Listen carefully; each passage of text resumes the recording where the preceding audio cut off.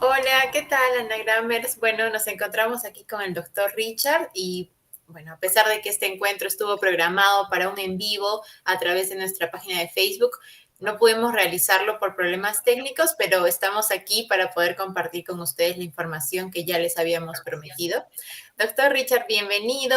Bienvenida también a Adriana, el equipo de Anagrama. El día de hoy vamos a conversar un poco sobre las protecnologías, sobre temas acerca de la fertilidad, también cómo repercute o qué factores influyen en la infertilidad y si es que la naprotecnología es una alternativa para todos. Entonces, bueno, empezaremos con una pequeña introducción para los que nos están viendo, los que están viendo este video. Voy a presentar al doctor Richard.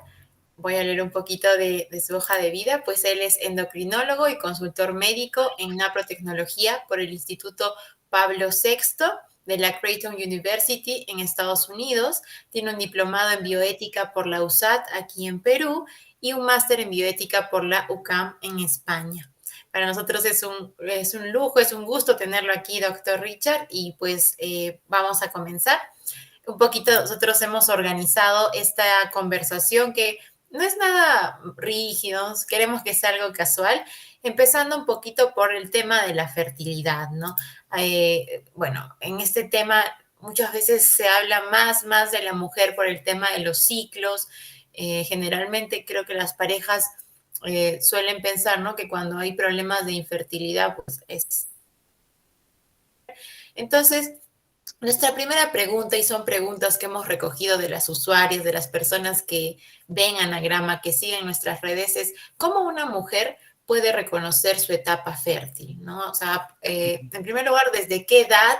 Solamente cuando ya, digamos, se va a casar, está pensando tener hijos, o esto se puede reconocer a lo largo de su vida, ¿no? Quizás desde la adolescencia. ¿Cómo podría nuestras usuarias saber cuándo es su etapa fértil? Bueno, ante todo, buenas noches, Adriana, Caroline. Sí, pues ha habido temas técnicos, pero bueno, estamos aquí. También buenas noches a todos los que vean pues este video. En primer lugar, pues el tema de la fertilidad es un tema que actualmente está teniendo más, digamos, redundancia en los medios porque pues se está viendo un poco más frecuente, ¿no? Y esto en parte es debido a que las parejas cada vez están espaciando el tiempo, ¿no? Están esperando un poco más para embarazarse. Y esto pues conlleva a los problemas propios de la edad, de diferentes problemas, ¿no? Digamos, estilos de vida, problemas a nivel de medio ambiente, etcétera, ¿no? En realidad el tema de la fertilidad pues comienza ya desde la pubertad. Biológicamente la maduración sexual hace que ya desde la etapa de la pubertad pues tanto el hombre como la mujer puedan ser potencialmente padres, ¿no? Entonces, en el varón, la fertilidad, digamos que es como un continuo, es decir, no es cíclica, sino más bien algo continuo, ¿no? Normalmente desde que comienza la pubertad hasta, pues, determinada edad, normalmente hasta ya avanzada edad, el varón podría tener hijos, pero de todas maneras esto va cambiando a través del tiempo, ¿no? En la mujer más bien es algo cíclico. Es decir, solamente hay periodos en el cual se puede dar esta ventana fértil, ¿no? Y hay otros periodos que es la mayor cantidad de tiempo en los cuales no. Esto hace que uno pueda empezar a reconocer, ¿no? Especialmente en la mujer, ¿no? Pueda empezar a reconocer su fertilidad desde muy temprano. Hablamos desde que ya pues son adolescentes. De hecho, quizás hay algunos programas interesantes que enseñan esta fisiología del cuerpo como un autoconocimiento, ¿no? Como un autoconocimiento, no como una búsqueda propiamente de buscar o evitar un embarazo ni nada de eso, sino más bien como un autoconocimiento de la fisiología propia, ¿no? Porque el conocer cómo son los ciclos menstruales, cuál es el periodo fértil y las características ayudan a que las personas puedan saber si están teniendo o no, pues, una adecuada fertilidad, ¿no? Entonces, prácticamente desde la adolescencia se podría enseñar, ¿no?, a reconocer estas características como un tema de salud, así como reconocemos o como les podríamos enseñar a reconocer otras características de salud, ¿no? Características de salud, ¿no? Como por ejemplo, ahora es muy conocido, ¿no?, que el tener la acantosis, que es ese oscurecimiento del cuellito, no es algo normal, ¿no? Es un signo probablemente de insulinoresistencia. Entonces, igual, ¿no? Las mismas adolescentes pueden empezar ya desde esa edad a reconocer algunos cambios en sus ciclos que pueden indicarles que algo no está yendo bien, ¿no? Y claro, a futuro les puede ayudar a prevenir problemas, ¿no? Complicaciones. Claro, excelente. De hecho, a veces se pone énfasis, ¿no?, en en algunos temas de formación en los colegios, pero se deja de lado este reconocimiento, ¿no?, de la fertilidad que es básico, ¿no?, que son temas de salud. A veces quizás nos enfocamos más en otro tipo de enfermedades, bueno, porque si bien, como usted dice, se dice, bueno, ya pensaré en eso cuando quiera tener hijos, pero en realidad uno, no es solamente eso, la fertilidad también nos indica cómo están nuestras hormonas, ¿no? O sea, va de la mano, incluso como psicólogos, cómo afecta en el tema emocional. Bien, entonces un poquito recapitulando, es que realmente es necesario conocer, ¿no? No solamente cuando uno ya está planificando tener hijos, sino como dijo usted, Doc, desde que uno ya es fértil, bueno, en teoría, biológicamente capaz de tener hijos, Biológicamente. aunque no Exacto. psicológicamente, ni en Exactamente. todo el sentido del desarrollo humano, ¿no? O sea, el desarrollo integral. Y si bien, o sea, a veces sí se les habla a las chicas sobre su menstruación, se les dice los cuidados en cuanto a la higiene, pero no se les explica bien, ¿no? Cómo funciona este ciclo, esta ventana fértil, cómo pueden ver sus hormonas, como usted mencionaba, algunos signos, ¿no? De quizás resistencia a la insulina, que todo está vinculado. Creo que esa es la gran tarea que tenemos, enseñarle a los chicos que somos una unidad, ¿no? Que todo va de la mano, que, o sea, hormonas, que el sistema reproductor y también la parte de la psicología, que digamos es nuestro campo, van muy, muy estrechamente vinculados. Y justamente allí es que viene otra de las preguntas que nos hicieron, que era ¿cómo afecta el estrés a la fase fértil de las mujeres? Lo hemos visto quizás no sé, a veces deportistas de alto rendimiento, ¿no? Bueno, también tiene que ver con un tema de nutrición, pero hablando un poquito tal vez de un matrimonio, por ejemplo, cómo a veces el estrés, no solo por esperar un hijo, ¿no? Puede ser el estrés laboral en general, puede afectar a esta fase fértil o a la fertilidad en las mujeres. Bueno, el estrés es un problema cada vez más frecuente, ¿no? En nuestras sociedades ahora muy competitivas, cada vez hay mayor estrés y de hecho el estrés pues genera varios problemas, ¿no? Uno de ellos, el más conocido, es la liberación de algunas hormonas, que son hormonas que van a hacer algunos cambios en el cuerpo, ¿no? El cortisol es la más conocida, pero también hay otras, ¿no? Un poco de adrenalina, hormona de crecimiento un poquito, por ahí, glucagón, etcétera, ¿no? Entonces, todas estas hormonas en general lo que van a buscar es preparar al cuerpo para algún tipo de estrés, o sea, para la batalla o para la huida. Ese es su objetivo, ¿no? Y por lo tanto van a hacer algunos cambios en el cuerpo, ¿no? Como una hipertensión, o van a subir un poquito la presión, van a elevar un poco los niveles de glucosa, van a, digamos, cambiar un poquito la circulación, van a predominar un poco a nivel de extremidades, va a disminuir a nivel de algunos órganos, ¿no? Y lastimosamente todos estos cambios, que si bien son buenos para cuando uno quiere sobrevivir, ¿no? O cuando está ante un estrés, un ataque, etcétera, el hacerse de forma crónica va a generar problemas directamente en la parte de la fertilidad, ¿no? Justamente el cuerpo suele sacrificar la fertilidad cuando está sometido a un estrés muy continuo, ¿no? Es por eso que hay personas que, por ejemplo, por decir, ¿no? Están en un curso, en una maestría, o están inclusive algunas que están antes de su boda, ¿no? Estresadas, atareadas, o personas que han tenido algún problema muy fuerte, ¿no? Una depresión por algún tema de algún fallecimiento familiar, etcétera, o que están en un curso muy intenso, una maestría, etcétera, pues pueden pasar bastante periodo de tiempo sin ovular, ¿no? Se les corta la menstruación o inclusive si se diera todavía la menstruación, pues puede haber temas de disfunción ovulatoria. Entonces esto va a generar cambios, ¿no? Cambios que muchas veces no se dan cuenta, ¿no? Porque hay muchas mujeres que, bueno, si no viene la menstruación a veces hasta se sienten mejor, dicen, no, mejor porque ya no estoy preocupada de eso, pero en realidad esto ya me va conllevando a problemas posteriores. Y se ha visto, ¿no? Que la secreción continua de estas hormonas, si bien es, digamos, a bajas cantidades, pero la secreción crónica de estas me van a generar problemas, ¿no? Y además, ahora es muy común que haya problemas de sobrepeso, problemas de insulinoresistencia, por ejemplo, prediabetes, diabetes, hígado graso, etcétera, ¿no? Entonces, en estos problemas, o una, por decir, una tendencia a la hipertensión, por ahí, antecedentes familiares, ¿no? Que me predisponen a eso. Entonces, cuando yo estoy sometido a un estrés continuo, frecuente, etcétera, pues van a empezar a desencadenarse, por decir, estos problemas, ¿no? Entonces, si yo ya tengo por ahí un poquito elevada la glucosa, me la va a subir un poco más, igual el tema de la presión, y la verdad al final todo va a ser un sacrificio, ¿no? Para el tema, para la fertilidad, ¿no?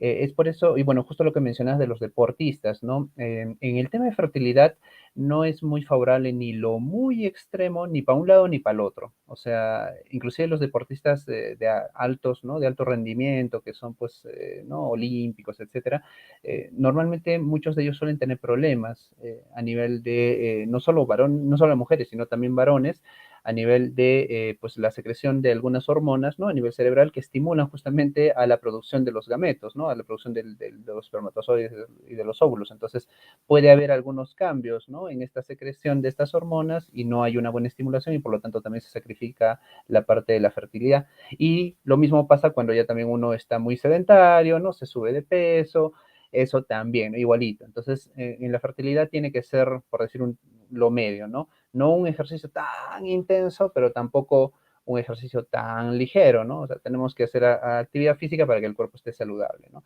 Y eso en general, ¿no? En todo, ¿no? Muy bien, entonces, bueno, hasta este momento hemos venido hablando sobre el tema de la fertilidad, tratar de reconocer aquellos factores que predisponen a que una mujer, no sé, pues entre en, o sea, estas dificultades que hacen que de repente resulte difícil que pueda concebir, etcétera. Pero también nos hicieron otra pregunta, que es por un tema un poco más de términos, que era si es que la infertilidad es lo mismo que ser estéril, ¿no? Entonces había un poco de confusión con estos temas, que bueno, si bien ya hemos visto que hay algunas condiciones que pueden generar estos procesos de infertilidad, no sé si el doctor me puede corregir, pero querían, o sea, la pregunta iba puntualmente a eso, ¿no? Si es que la infertilidad es lo mismo que ser estéril. Muy bien. En realidad, en términos prácticos, solemos utilizarlos casi de la misma manera, ¿no? Pero si somos más específicos, no son lo mismo.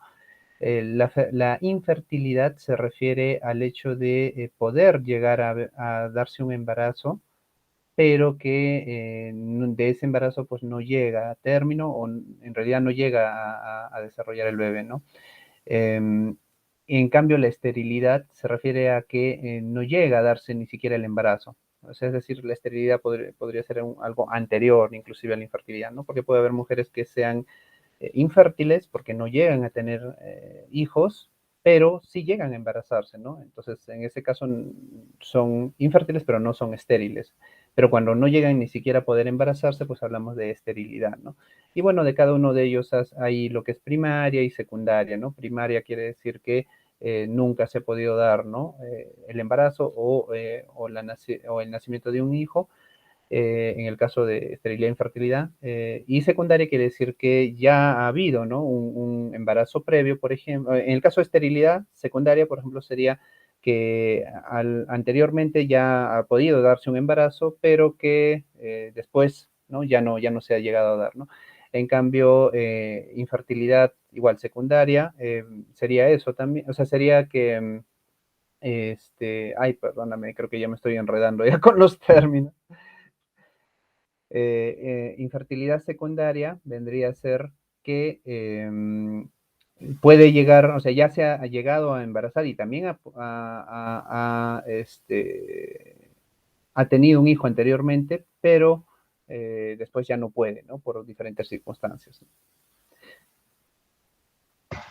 Muy bien, muchas gracias. También, bueno, ahora que estamos hablando sobre este tema del no poder tener hijos. Esto es una interrogante que surge en bastantes parejas, ¿no? En mujeres, en hombres que se encuentran preocupados por saber si es que van a ser o no fértiles, si lo son. Entonces, quisiéramos saber un poco cuáles son las condiciones que favorecen la fertilidad y aquellas que le impiden, ¿no? Ya hemos visto algunas de ellas, ¿no? Por ejemplo, el estrés, la vida sedentaria, ¿no? Estos extremos que conversamos, pero quisiéramos ahondar en Ujú. esto un poco más, ¿no? ¿Cuáles son los que favorecen y cuáles son los que lo impiden? Claro. Podríamos decir que hay factores ambientales, factores propios del cuerpo y también factores pues adicionales, ¿no? Secundarios. Entonces, depende de la fertilidad como cualquier otra parte de la fisiología del cuerpo, depende de esa buena conjugación, ¿no? De la genética, porque puede ser que uno tenga ya algún problema genético, entonces ya familiarmente ya hay esa predisposición, por ejemplo, a pérdidas repetitivas o a tener, por ejemplo, ovario poliquístico o ya una predisposición a alguna enfermedad como la diabetes o problemas tiroideos, por ejemplo, ¿no? Eso ya es algo que viene, por decir, ¿no? Ya en la propia genética, una cierta predisposición. A esto se añade los estilos de vida. Entonces, una persona que tiene un estilo de vida más sano definitivamente va a tener una mejor posibilidad de que su fertilidad esté más conservada, ¿no? Los que tienen problemas de salud, sea diabetes, hipertensión, sea problemas tiroideos, sea sobrepeso, pues van a tener más inconvenientes, ¿no? También tiene que ver con la alimentación. Normalmente hay algunas dietas dieta se le denomina a cualquier tipo de alimentación, digamos, en común que tienen, ¿no? De diferentes zonas. Por ejemplo, hay la famosa dieta mediterránea, que es una dieta bastante buena, ¿no? Es una dieta que tiene un buen equilibrio de carbohidratos, de proteínas, de ácidos grasos buenos, los famosos omegas, ¿no? El omega 3, el omega 9, etcétera. También tienen algunos elementos, ¿no? Como, por ejemplo, folatos, tienen bastantes antioxidantes en su dieta, entonces es una dieta favorable, ¿no? Es una dieta favorable. Aquí en el Perú y en muchas partes de Latinoamérica tenemos una dieta pues muy rica en carbohidratos, ¿no? Más o menos el 60-70% inclusive de la alimentación, inclusive en algunos lugares hasta 80% es carbohidratos. Y eso es demasiado, ¿no? Aparte, no hay mucho consumo de fibra, ni de ensaladas, ni de verduras, y esto pues conlleva la falta de antioxidantes, de algunas vitaminas. Entonces, influye mucho, ¿no? Influye también mucho la alimentación. Y claro, aparte de eso, otros temas externos, ¿no? Como el estrés, pues el trabajo, el no poder dormir, por ejemplo, también me altera el ciclo circadiano. Entonces, son una serie de factores que conllevan, ¿no? A esto. Una persona que quiera, por ejemplo, cuidar, ¿no? Su fertilidad, debe tratar de tener una alimentación balanceada, tratar de manejar el estrés, porque no se puede evitar, pero manejarlo de alguna forma, tratar de dormir sus horas adecuadamente y pues tener un poco de actividad física, ¿no? Regular. Eso ayuda bastante, ¿no? Y si tuviera algún problema de salud, pues controlarlo, ¿no? Adecuadamente. Muchas gracias, doctor. Bueno, en realidad creo que es algo que todos tenemos ahí implícito, ¿no? El estilo de vida saludable y todo lo que hay que hacer, pero no caemos en cuenta de las repercusiones que esto puede tener en distintos aspectos de nuestra vida, ¿no? O sea, creo que a veces podemos pensar, y me incluyo, como, bueno, no pasa nada si me amanezco una semana, o bueno, sí, me gusta comer lo que encuentre o no sé, no, o sea, realmente a veces no somos plenamente conscientes de cómo esto puede, no solamente temas estéticos, que generalmente es a lo que se orientan todas este estilo de vida saludable, ¿no? O sea, el estar delgado o el tener un ritmo de vida no tan cargado, etcétera, sino que nos vamos dando cuenta que también puede repercutir en un tema tan importante que es la fertilidad, ¿no? Entonces, bueno, ya hemos hablado un poquito sobre estos factores. Ahora nos gustaría ir al corazón del tema del día de hoy, que es la naprotecnología. Entonces, bueno, le doy el pase a Carito para que nos comente un poco más sobre esto. Gracias, Adri. Por ahí escuchar unos gritos que era la fertilidad manifestándose de tus Y es mi hermanitos. hermanito. Ahí está, otra vez. La fertilidad se puso se hizo acto.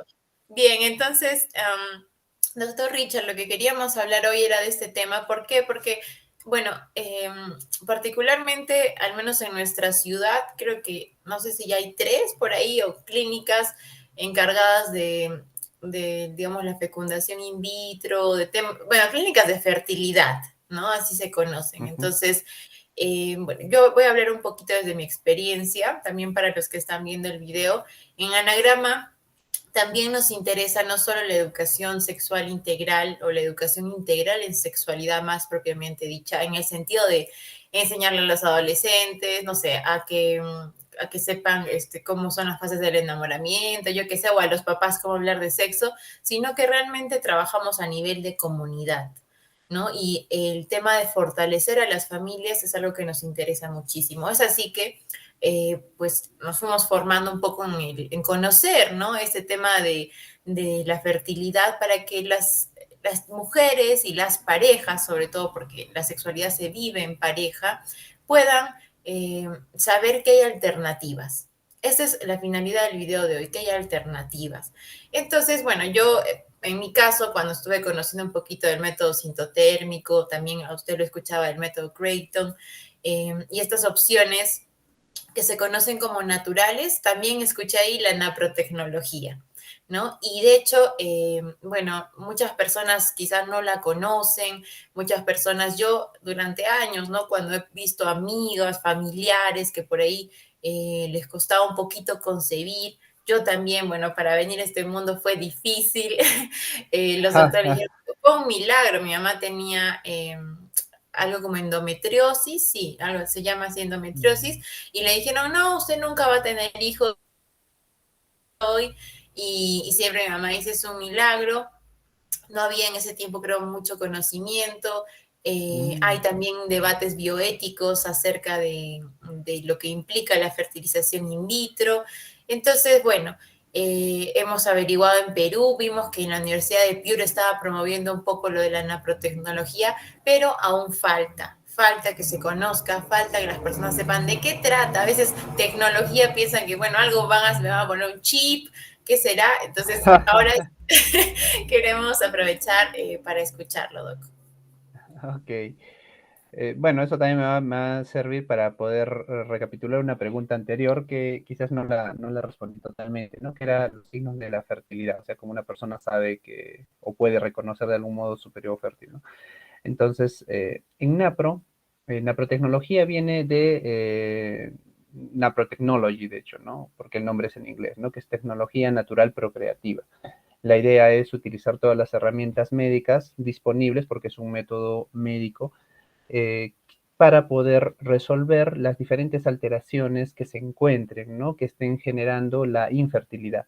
Porque la infertilidad es una manifestación de que algo no está funcionando adecuadamente, ¿no? De que hay una alteración en esa fisiología y por eso no se llega a dar el embarazo. Esto puede ser tanto para el hombre como para la mujer, ¿no? Estadísticamente se sabe que los problemas de infertilidad son casi pasajeros, o sea, casi similares en cuanto a porcentaje digamos, de problemas en el varón con la mujer, ¿no? Siempre un poquito más hacia el lado de la mujer, pero por ahí van, más o menos 30, 40%.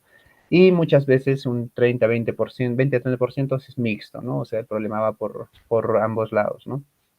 Entonces, la NAPRO nace pues en una serie de, o más bien, nace después de una serie de investigaciones que se hicieron, ¿no?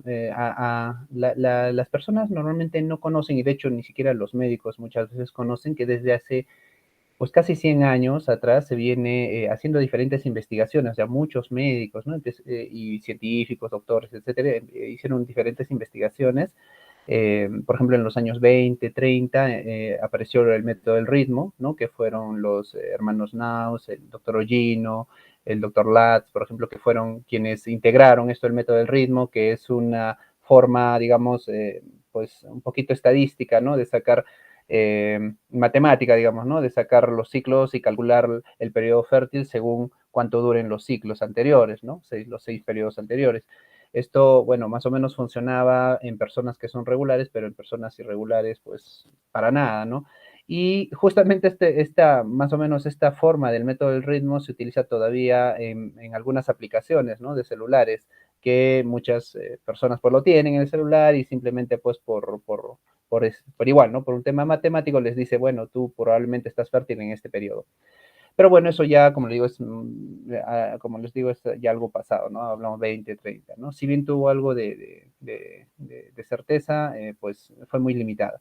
Posteriormente se hicieron otros estudios mayores, ¿no? Por ejemplo, ahí se empezó a ver el cambio de temperatura, ¿no?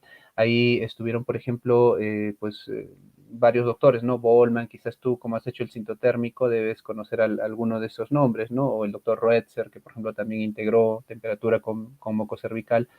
Eh, y bueno, ya vieron que la etapa fértil no solamente era algo que se podía sacar por estadísticas, sino que vieron que habían algunas características que mostraban ese periodo fértil, ¿no? Una de ellas es el moco cervical.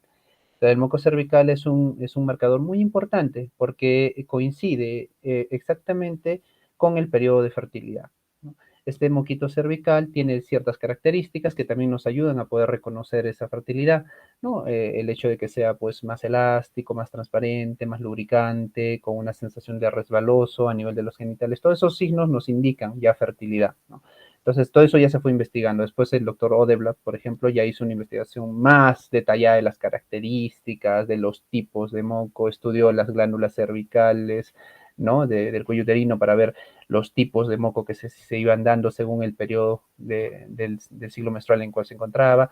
Y ya luego vino el método Billings, ¿no? El método Billings tomó gran parte de estos estudios y ya diseñó un método para poder localizar y utilizar justamente el moco cervical como el principal marcador de fertilidad. Y posteriormente, bueno, también salió el método sintotérmico, ¿no? Que aparte del moco cervical toma en consideración la temperatura. Sabemos que la temperatura corporal normalmente se mantiene estable hasta el periodo posovulatorio, ¿no? Justo se da la ovulación, se incrementa la progesterona y pues se incrementa también la temperatura, ¿no? Y eso se puede medir. Y el método sintotérmico, además del moquito cervical y de otros signos, pues añade ese, ¿no? Ese signo de fertilidad. A esto hay otros signos, por decir un poco más, digamos, no tan constantes, pero que algunas mujeres lo presentan, ¿no? Como a veces un pequeño dolorcito, ¿no? A nivel justo de la región del hipogastrio, ¿no? Que les puede ya indicar que puede haberse dado la ovulación. Hay otras mujeres que notan algunos cambios a nivel corporal, también la piel se pone un poquito más tersa, más fina, digámoslo así, ¿no? También, inclusive, ¿no? El carácter a veces a algunas les cambia un poquito, se ponen un poquito más alegres, ¿no? Más, digamos, más despiertas. Entonces, hay una Es la serie de factores. naturaleza. Sí, Invitando a que se pueda exactamente, ¿no? concretar. Claro. Hay un tema ya, pues, antropológico, biológico, ¿no? De por medio. Entonces, hay una serie de cambios que si bien no son tan continuos, sí se presentan, ¿no? En mayor frecuencia. Pero lo del moquito cervical y la temperatura es algo que sí, más bien siempre se va a ver de alguna o de otra manera, ¿no? Y si por A o B no se diera, por ejemplo, un moco cervical, entonces es porque está habiendo algún problema ahí, ¿no? Y bueno, a toda esta historia, ¿no? Añadimos que ya, más o menos a partir de los 50, 60, el doctor, pues, Hilgers es quien estudia todo esto también, ¿no? Se basa mucho en el método Wills y de los otros estudios que ya venían desde los años 1920 en adelante, los junta, los colecciona y hace un método estandarizado que se llama el método Creighton, ¿no? El método Creighton se basa mucho en el moco cervical, pero no solo eso, sino también me distingue otras características de todo el ciclo menstrual, ¿no? Hablamos de tiempo de duración de la menstruación, hablamos de la fase preovulatoria, del periodo fértil, de las características de ese periodo fértil, los tipos de moquito que se ven ahí, la fase posovulatoria y su duración, los síntomas premenstruales que puedan haber, y todo lo estandariza, ¿no? O sea, se pronto como buen médico, porque era un buen investigador, el doctor Hilgers, ¿no? Es un ginecólogo que estuvo en la clínica Mayo, ¿no? Que es una clínica recontra reconocida ya en Estados Unidos. Y él, pues como buen investigador, también hizo todo esto, ¿no? Lo estandarizó, lo protocolizó y lo investigó. Hizo investigaciones, hizo varios estudios, ¿no? En las pacientes y eso le ayudó a afinar las cosas, ¿no? A poder afinar el método. Es así que nace el método Creighton. Entonces, el método Creighton inicialmente lo que buscaba era, digamos, distanciar los embarazos, ¿no? O enseñar a las personas a que puedan, ¿no? Conocer cuál es su periodo fértil para que ellos libremente puedan buscar o distanciar. Pero luego se dieron cuenta que también era muy eficaz para poder, pues, buscar un embarazo, ¿no?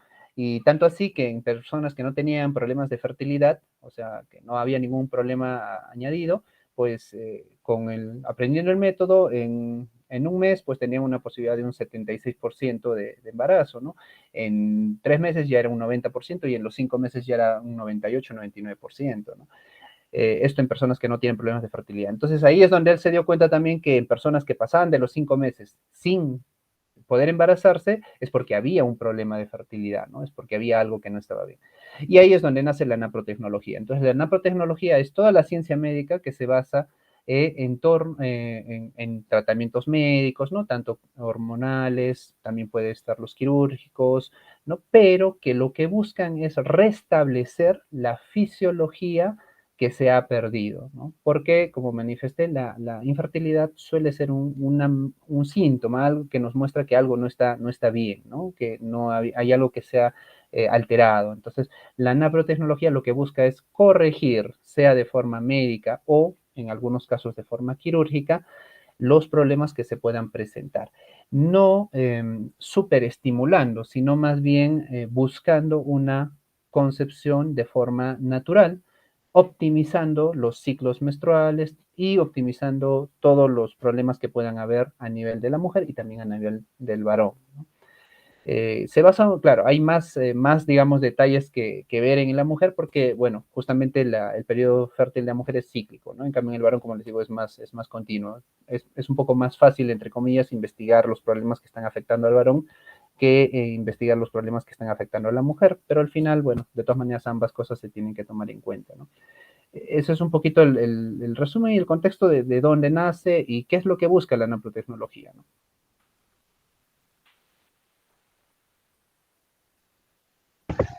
Muy bien, ahora quisiéramos saber si la naprotecnología funciona en todos, o sea, es una alternativa que todos la pueden utilizar y por ahí va a funcionar o de qué depende, entonces eso también queríamos preguntar. Muy bien. La naprotecnología, como cualquier otro protocolo, técnica, ¿no? Terapia médica, tiene sus limitaciones y tiene también digamos, sus indicaciones, ¿no? En general, como la NAPRO lo que busca es restablecer la fertilidad que, que pueda estar alterada o corregir los problemas médicos que puedan estar ocasionando el problema de infertilidad, entonces también trabaja pues bien mientras haya la fertilidad, ¿no? O sea, mientras estemos en una edad fértil. Cuando ya llega, por ejemplo, la menopausia, pues definitivamente ya no podemos intervenir porque ya no va a haber, ¿no? La manera de poder favorecer un embarazo, ¿no? De forma natural. De igual manera, cuando ya tenemos, por ejemplo, algunos problemas como un bloqueo, por ejemplo, tubario bilateral, es bastante difícil, ¿no? Salvo que podamos hacer una muy buena cirugía, ¿no? Pero eso lastimosamente requiere digamos, una preparación quirúrgica muy buena y aquí en el Perú por lo menos todavía no la tenemos, ¿no? En Estados Unidos, que es el Instituto Palo Sexto, donde todo nace y ahí es donde la cuna del NAPRO, pues sí, ¿no? Sí tienen cirugía robótica y todo esto, ¿no? En México también en algunos lugares ya están innovando también, ya tienen algunos años de experiencia con esto y bien, ¿no? Pero lastimosamente aquí todavía en el Perú no, ¿no? Pero sí se pueden resolver muchos problemas que son los más frecuentes, ¿no? Por ejemplo, ovario, cosas por decir, digamos, diagnósticos frecuentes, ¿no? Ovario poliquístico, problemas tiroideos, problemas hormonales como hiperprolactinemia, algunas cosas que no detectan otros métodos, como por ejemplo insuficiencia o insuficiencia de cuerpo lúteo, o por ejemplo déficit de progesterona, o disfunciones ovulatorias, ¿no? Que a veces tampoco no los detectan otros métodos porque no los buscan, ¿no? Directamente. Una serie de cosas, ¿no? También otros problemas como síndrome premenstrual, depresión postparto, endometriosis en la parte quirúrgica también, la técnica quirúrgica NAPRO es muy buena, el doctor Hilgers tiene una técnica quirúrgica muy, muy buena, utilizan allá, bueno, y en México también ya están usando este robot, ¿no? Cirugía robótica, aquí, bueno, todavía estamos con la cirugía laparoscópica mínimamente invasiva, ya hay algunos médicos que tienen muy buena experiencia en eso, pero todavía quizás falta un poco para igualar, ¿no? A otros lugares que tienen mayor capacidad resolutiva, digámoslo así. pero en general puede tratar muchas condiciones médicas, ¿no? Lo que sí, pues definitivamente tenemos que estar en una etapa fértil, ¿no? Por eso cuando ya se ha dado la menopausia, por ejemplo, o cuando ya tenemos ya muy avanzada la edad, por ejemplo, estamos hablando de personas más de 44, 45 años que todavía puede ser que menstruen, pero al momento de hacer la analítica, los exámenes, pues ya vemos que prácticamente ya nos está dando casi ovulaciones, ¿no? Y que ya los niveles hormonales están muy alterados, pero eso ya es por fisiología. ¿Por qué? Porque ya están pues cerca de la menopausia. Entonces, en esos casos también es muy difícil, ¿no? Si hablamos de estadística, en diferentes lugares, menos de 40 años en mujeres, bueno, hay una buena efectividad, ¿no? Más allá de los 40 años ya disminuye bastante rápido conforme pasan los años, ¿no? Bien, muchísimas gracias, doctor. Creo que, bueno, las personas que han podido ver esta entrevista, que nos están viendo, que han esperado, a pesar de que no se pudo Mm, desarrollar el en vivo, van a quedar muy contentas con esta información porque sabemos ahora que hay alternativas naturales. Como yo les expliqué desde mi propia experiencia, yo me aproximé un poco al conocimiento del reconocimiento natural de la fertilidad y a estos métodos a partir de la psicología. ¿Por qué? Porque muchos compañeras de la universidad, incluso muchos pacientes, manifestaban tener cambios emocionales bruscos, ¿no? A partir del consumo de anticonceptivos o de hormonas. De ahí me picó un poco el bichito y dije, pero a ver, ¿qué está pasando? ¿Y por qué se normaliza ese consumo? Averigué un poquito más y pues llegué a este mundo maravilloso que es reconocer la fertilidad naturalmente. Creo que muchas de las parejas eh, que están pasando por este momento que es difícil, porque hay que hablarlo así, ¿no? Realmente es un momento difícil. Si bien vivimos en una época en la que a veces se rechaza la maternidad, ¿no? Se dice, no, bueno, eh, como que, claro, no te autorrealiza, que ser madre no es lo más importante. Es verdad, cada mujer es libre de elegir, ¿no? Cómo llevar su vida, cada pareja, pero sí somos conscientes y lo vemos también como psicólogos, el sufrimiento o la preocupación de muchos matrimonios que realmente anhelan, ¿no? Anhelan poder concebir. Y bueno, yo creo que es importante para poder decir, yo elegí en libertad, conocer las opciones que hay, ¿no? Si solamente nos dicen rojo, verde, no, a veces es muy limitado, ¿no?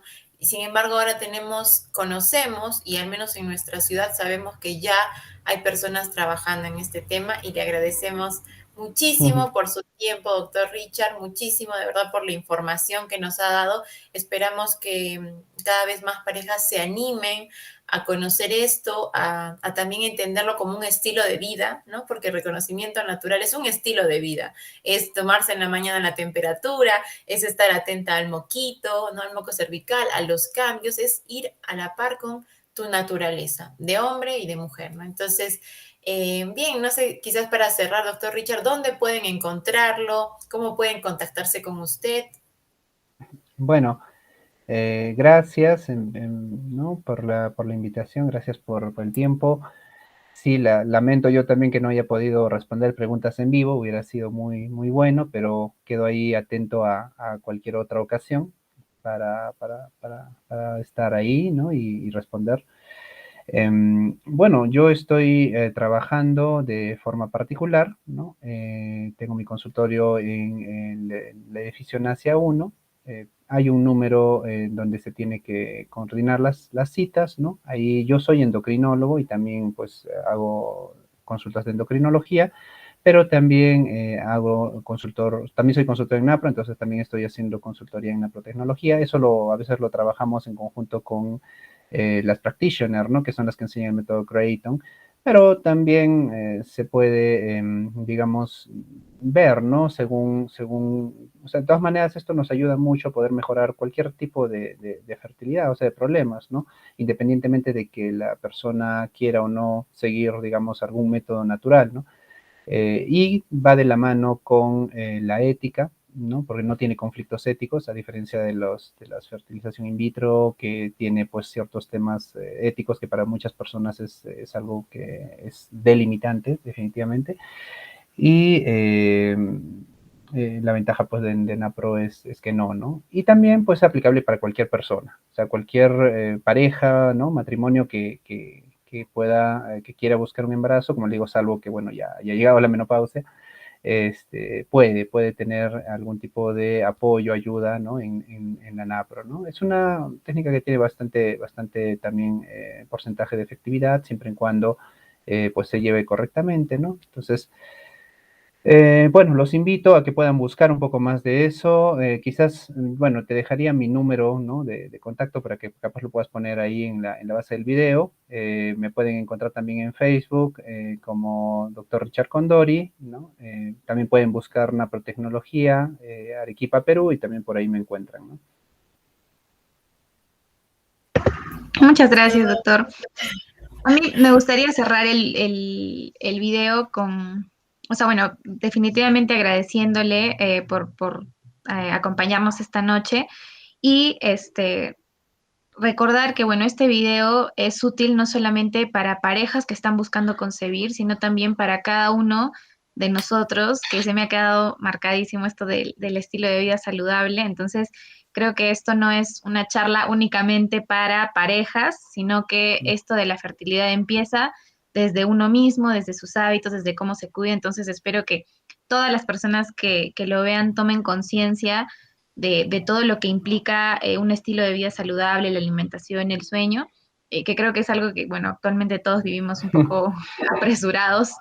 Y bueno, eso, de nuevo, muchísimas gracias por su participación y ojalá les guste a todos ustedes el video. No, gracias a ustedes. Buenas noches. Buenas Muy bien, noches. buenas noches.